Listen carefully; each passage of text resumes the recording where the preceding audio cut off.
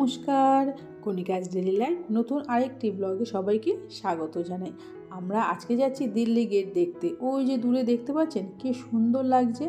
আগের দিন হোটেল থেকে একটা গাড়ি ঠিক করা হয়েছিল, সেই গাড়ি করে আমরা বেরিয়ে পড়লাম সকাল সকাল। জানেন তো, আগে কিন্তু এই রাস্তাটা ক্রস করলে গেটের সামনে যাওয়া যেত, কিন্তু এখন একটু অন্যরকম হয়ে গেছে। আগে বলতে 5 বছর আগের কথা বলছি, কারণ আমার মাকে নিয়ে দিল্লি, বেনারস, বৃন্দাবন ঘুরতে গিয়েছিলাম, তখন অন্যরকম ছিল। আর এখন রাস্তা ক্রস না করে এই সাবওয়ে দিয়ে যেতে হচ্ছে। যেতে বেশ ভালোই লাগছে, একটু অন্যরকম লাগছিল। প্রথমে তো বুঝতে পারিনি যে কী হলো, আগের বার তো রাস্তা ক্রস করে চলে গেছিলাম, এবার সাবওয়ে দিয়ে যেতে হচ্ছে কেন। তখন ওখানে যারা গার্ড দিচ্ছিলেন তারা বলছিলেন যে এই সাবওয়ে দিয়ে গেলেই কিন্তু খুব সহজেই আপনারা একদম দিল্লি গেটের সামনে পৌঁছে যাবেন। কিন্তু বারবার মায়ের কথা মনে পড়ছে। এবার আমরা সাবওয়ে দিয়ে পৌঁছে উপরে উঠে এসেছি। চারপাশটা দেখুন, লাল লাল ফুলের টব দিয়ে সাজানো আছে, কত সুন্দর দেখতে লাগছে। আর দিল্লি গেটের সামনে যেতেই কিন্তু একটা অন্য রকম অনুভূতি কাজ করে। দেখুন দূর থেকে কত সুন্দর দেখতে লাগছে। আর 5 বছর আগে ঠিক এই জায়গাতেই আমার মা আর মেয়ে দাঁড়িয়ে ছবি তুলেছিল।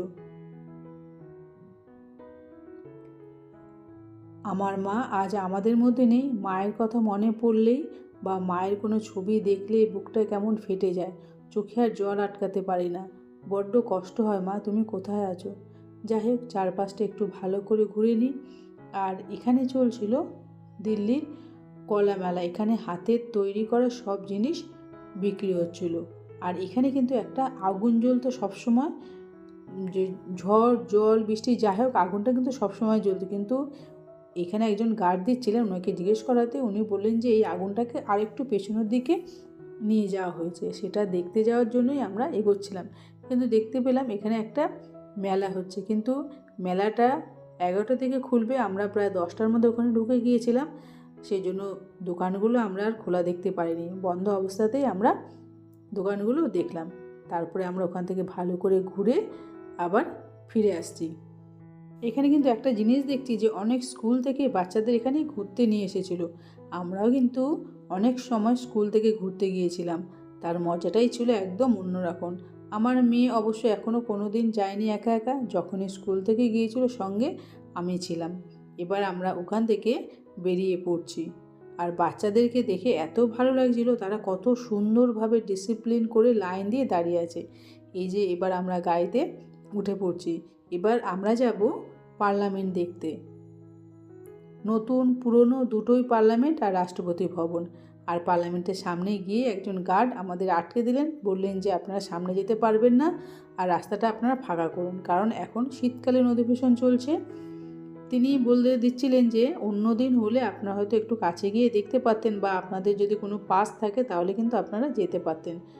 আর আজকে তো ছুটির দিন না, সেই জন্য আপনারা কিন্তু একদম সামনে যেতেই পারবে না। অগত্যা আমরা দূর থেকেই এগুলো ভালো করে দেখলাম। আর মেয়ে তো একটা ছবি দেখেই বলছে, মা এটা 50 টাকার নোটের মধ্যে আছে না? বললাম হ্যাঁ। ও বলছে যাই হোক ভালো করে চোখের সামনে দেখিনি, সবসময় তো ছবিতে দেখে এসছি। আর এই যে কর্তামশাই ওই গার্ডটির সঙ্গে কথা বলছিলেন। এবার ওখান থেকে বেরিয়ে আমরা চলে এলাম ইন্দিরা গান্ধী মিউজিয়াম দেখতে।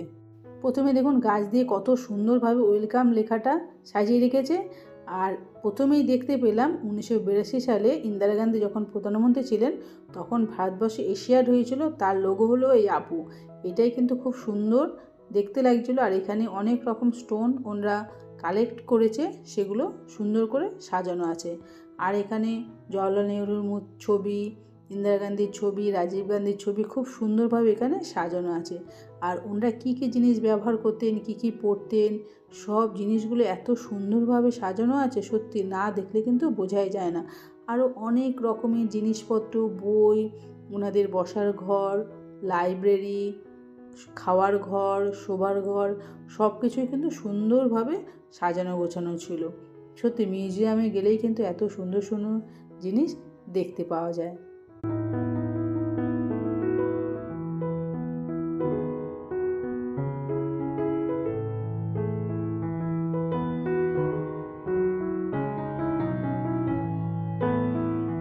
যাই হোক সব কিছু আমরা খুঁটিয়ে খুঁটিয়ে দেখলাম। আর এখানে রয়েছে রাজীব গান্ধীর মূর্তি, তার ড্রেস আর তিনি কি কি ব্যবহার করতেন সব এই যে জিনিসপত্র এখানে দেওয়া রয়েছে।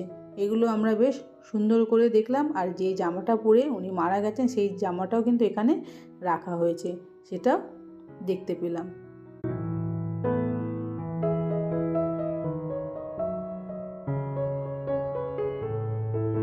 এবার ওখান থেকে আমরা বেরিয়ে আসছি, কিন্তু বেরোতে ইচ্ছে করছিল না। অনেক ছোটোখাটো জিনিস আছে যেগুলো ভালো করে নজর দিয়ে না দেখলে কিন্তু বোঝাই যাবে না। এবার এই জায়গাটা চলে এলাম যেখানে ইন্দিরা গান্ধীকে গুলি করা হয়েছিল। এই জায়গাটাকে পুরো কাঁচ দিয়ে ঢেকে দেওয়া হয়েছিল, আর এখান থেকে কিন্তু কেউ হাঁটতে পারবে না, সেভাবে কিন্তু এটা ঢেকে রাখা হয়েছিল। এবার ওখান থেকে বেরিয়ে আমরা একটা রেস্টুরেন্টে চলে গেলাম, কারণ সকালবেলা আমরা কিছুই খেয়ে বেরোইনি, তাড়াতাড়ি বেরিয়ে পড়েছি বলে এখানে এসে আমরা ব্রেকফাস্টটা সারলাম। বাইরেটা দেখে সবার এত পছন্দ হয়েছিল, কেউ আর ভেতরে বসতেই চাইলো না। আর আমরা ব্রেকফাস্টে নিয়ে নিলাম আলু পরোটা আর স্যান্ডউইচ। মেয়ে খেলো স্যান্ডউইচ, আমরা খেলাম আলু পরোটা। তাহলে বন্ধুরা, আজকে আমরা এখানে ব্রেকফাস্টটা সারি আর ব্লগটা এখানেই শেষ করলাম। আর ব্লগটি আপনাদের কেমন লাগলো অবশ্যই কমেন্টস করে জানাবেন। ভালো লাগলে কিন্তু একটা লাইক করবেন। পরে দেখা হবে নতুন আরেকটি ব্লগে। সবাই ভালো থাকবেন, সুস্থ থাকবেন। Thank you.